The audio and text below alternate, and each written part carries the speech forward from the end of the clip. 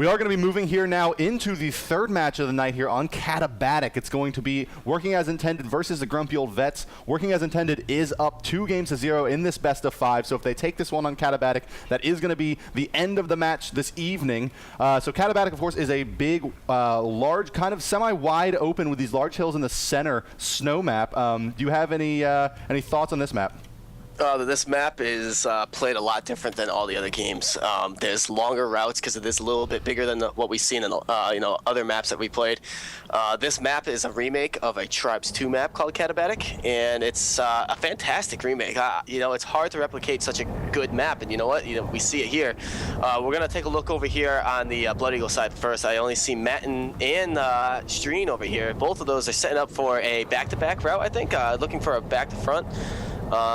Let's see, they're both going pretty quick too. They're at their crest of their peak, and they're going they're at the crest of going 150, now they're going 250.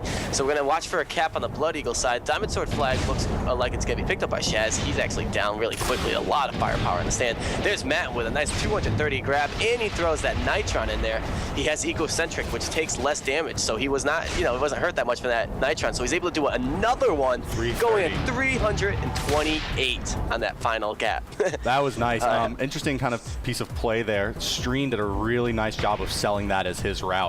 He went in and he got the entire defense to focus on him, and then broke it just at the last second for Matt to come in there with a really nice route. Take a look at Mupp here in Juggernaut, though, sitting up on the kind of midfield towers here, just lobbing some Mervs out.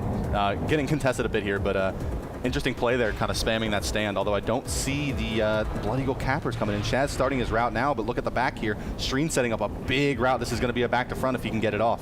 Yeah, and Mupp is still up there. He takes out NBC, and what that does sitting up there on that tower is either draws someone to you, which is distracting one of the players, or it just clears the stand, or it could do both. And I'm looking at these Merv shots land. G-Reaper is just killed by one of the Merv shots. So here's Cat doing another distract.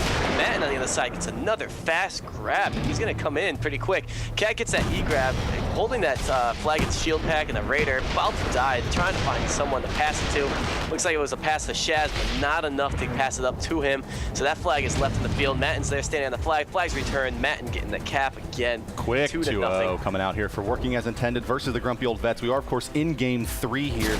Just right at 22 minutes and 30 seconds remaining, so just passing that 2 minutes and 30 seconds elapsed point. Mupp still spamming that stand pretty effectively, but it doesn't look like his capper's really having a lot of luck here as Shaz, so let's follow him around here on this route that he's setting up. Yeah, Shaz, being the other capper on the other side, he has his routes down. It's not that he's not a good capper, because we've seen him do a lot of good stuff. It's just that maybe the offense isn't clearing the flag enough. Maybe he needs another capper to go in, like we've seen Streen do for Matten. There's 2 different ways to get that flag off there. There could be even 3. I mean, you got to change your plans if you're not able to get that flag off the stand. Matten, he's doing a great job, and he's 2 for 2 for getting that flag off the stand and getting home. Let's see if he can make it 3 for 3. That flag is picked up by Shaz real quick on the Diamond Sword side, and he is killed again. A lot of firepower. There's Matt, and again, same route that we saw the first time. Not going as fast right now, but he throws that second Nitron down, and they almost at that 300 range. He's at 267, I see, 250, and he's gonna cap this again, making it 3-0 in favor of Working As Intended. Now, Kata is a big map. You usually don't see points go up this quick in this map, unless you see such success like Matten has, going 3 for 3 with these grabs. And there's Stream with a grab, and you know what? He didn't really land it, I think, as he wanted to, but it did point him into the right direction towards his flag stand. He's gonna look to move over to the right of the hill, though. I think he's gonna try to avoid all the firepower that people saw, that we saw right before he grabbed it. And Matten's right there trying to help him out. He doesn't have enough health to help him, so I think Streen is just gonna take this home by himself. Elk's trying to cut him off as Cat 99 picks it up for the Blood Eagles, not getting far at all. That defense, I mean, we're talking a lot about the offense right now, but this Diamond Sword defense with Creeper, Nuka, Arky on, Snipe, solid defense. Creeper's gonna time this return as Streen's almost home. That flag is returned. Streen coming down and gets that 4th cap. 4-0, not even 5 minutes elapsed in this game, and you know what? One more point will put them in. Not only they'll take the map, but they'll take the series best 3 out of 5. That's right. Yeah, definitely kind of going back to that Working As Intended defense there. Creeper had a really nice, has done a really nice job stopping those routes by Shaz. If Shaz gets that flag off the stand on those routes that he's running, he is going to be really, really hard to stop, because we did see actually a very nice body block coming out there from Team Blood Eagle by Alk, stopping that. But again, Working As Intended running that Hentai Master Infiltrator, as you see him coming in here now. he comes in, stealths, and then uses those sticky grenades to put out crazy damage onto the stand and clear it very, very effectively for his cappers. Yeah, and Shaz over here trying to make something happen on the Blood Eagle side, and he grabbed the flag at a good speed and a good angle, but did not have enough to get around the little cave next to the base, and he just loses all his speed, and now that flag's down in a really bad spot. And you know what? And Streen has the flag.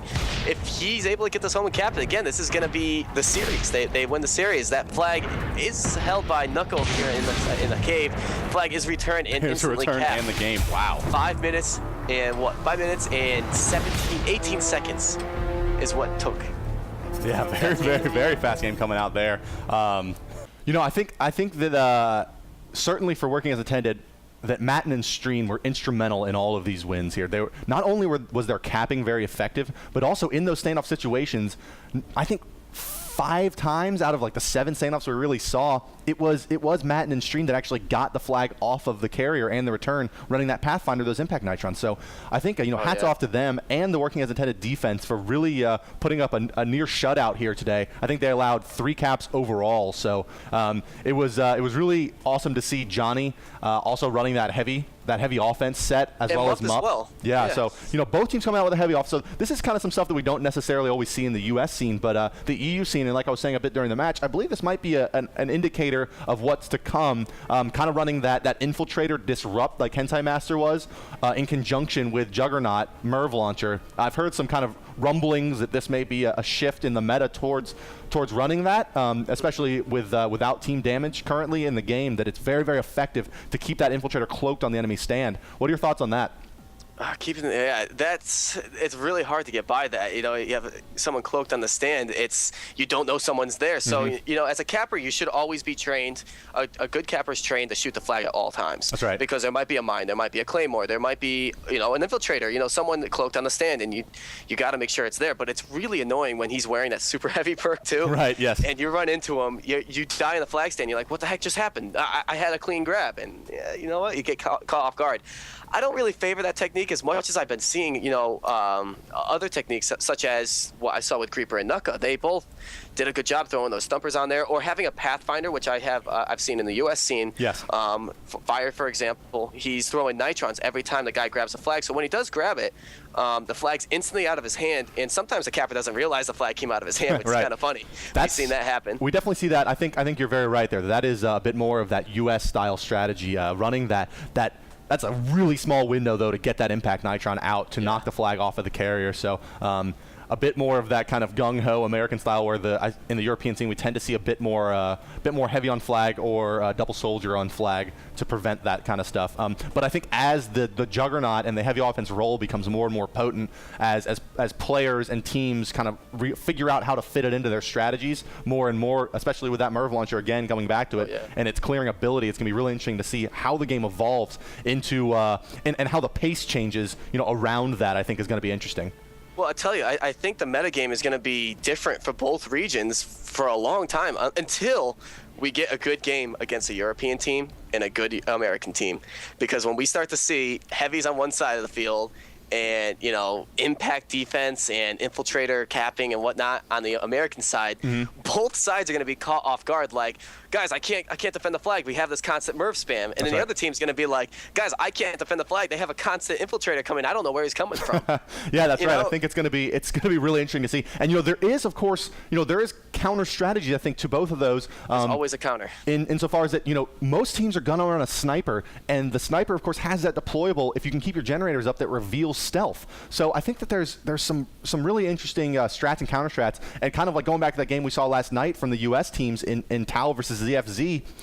It starts getting really interesting when you start talking about your counter strat to their counter strat to your counter strat, and it's going to be really cool, I think, to see it evolve and see what happens here as these teams kind of settle into a play style and then start playing those mind games of well, they know we run a strong offense, but so this time let's turtle up with 2 Hoffs or something. It's been pretty cool to watch it evolve so far, but I think that today we saw some really great games come out, work against Nintendo, look very strong against grumpy old vets, who of course are, as their name implies, a group of grumpy old veterans from the earlier Tribes games, and working as intended is a bit of a multi-gaming team as well, with some strong Tribes talent on their side. So it was really cool, I think, to watch those teams. It was really great to see this game. Streen and Matten looking very strong. That it seems like in the games that we've seen so far here at NASL that double cap strat, running 2 cappers, has been much more effective than the single with strong LO clear. But I'm sure that some teams will be coming up here in the next few days showing us really the strength of running a stronger clear with a 1 capper. But so far it's definitely been a leaning towards that double capper style. Definitely. I have seen a lot of cool things today. I saw a lot of cool things last night. You know, there's always something different. You'll always in Tribes see something different, because there's so much versatile things that people could do. They can do the infiltrating. They could do what we used to do is scrambler capping, which would be, you know, throw a whiteout grenade right before you grab the flag. It's going to boost you. It's going to white out your chasers. You have a scrambler pack, so you don't have an IFF over your head. You know, there's so many different things. And as you said, too, there's always a counter to it. And you're going to see the metagame change as you find those counters, and teams are going to, you know, get better and better as time goes on, and you just can't keep up with the game. You just got to constantly play the game and constantly watch the game, because now grumpy old vets seen how working as intended plays. That's right. And as we heard last night with ZFZ and Tau, ZFZ expected Tau to send out their full offense strat. That's something they've been doing the past few weeks. And so they planned against it. They planned a counter against it. And then Tau was saying how they had the backup plan of if they do catch on to our 6 offense strat, let's do this instead. So we're going to see counter after counter. And, you know, the game's just going to evolve every single month, every week. And as patches come, too, you know, you're going to see different things happen, too. That is a big piece of the balancing, is that the game is constantly still evolving as we are here in our closed beta, moving into open beta now. As these videos will be being released, the game will be in open beta. So, you know, if you are interested in playing the game, if you just watch this game, you can just go to tribesascend.com and hop right in. But APC, you want to let the people know where they can find you? Yeah, I mean, I'm always on IRC, whether it's tribalwar.com or it's quakenet.org. If you want to find me on Twitter, I'm on APSizzle, APCIZZLE, just as it sounds. I also run a TeamSpeak. We're always pubbing together. We always have pickup games going on late at night. If you're from the European scene and you're watching this, I'm always willing to help cast you guys if you guys need some help with whatever. I love Tribes, guys. I've been playing for over a decade, and I just want to. This is my chance to help out. I'm older. I'm able to help you guys out, and I'm here for you. So find me anytime you need me. Thanks a lot for that, APC, and thanks for coming by and co-casting with me today. I have been and will continue to be Hi-Rez Bart. I am the competitive and esports manager for Hi-Rez Studios out of Atlanta, Georgia, and we are so happy that we are able to bring you Tribes Ascend here via the NASL, and I want to give a shout out to the sponsors who made this all possible for us here at the NASL. That is, of course, Azo, Beyond Gaming, and Kingston HyperX, as well as iBuyPower for helping us out with all the systems. And I have had a wonderful time, and thank you very much. And we will be over and out today here. And I will say to you, stay handsome. I am going to sign off, and I hope to see you for the next games coming up this evening that you will be able to watch. So I've had a lot of fun casting. Thank you, everyone, for tuning in, and make it a wonderful rest of your day.